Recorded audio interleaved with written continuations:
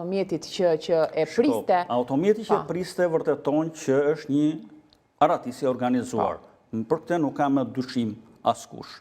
Problemi është që ti si shtet, që përgjigjesh për të ruajtur atë njeri, nuk e funksionuar në asnjë hallk.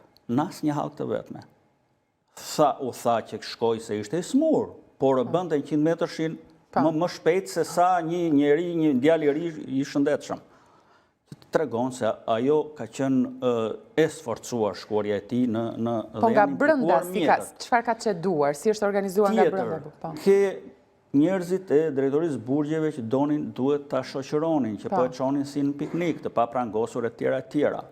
E fundit, ke momentin kur ai thotë shkoj në banjë dhe vend 2 veta atje, një polic dhe një police. Do të thënë një police gjysmë, sepse policia nuk ka forcë fizike. Se çdo një police me një mashkull dhe mbrapa një mashkull, këtë se kupton dot askush. Çfarë mund të bëj? Po, dhe ai e kishte staturën fizike që t'i fuste i bryll njerit në një shkelm tjetrit dhe iku. Siç bëri me njërin nga efektivët. Tani, kjo është organizuar. Për mendimin tim,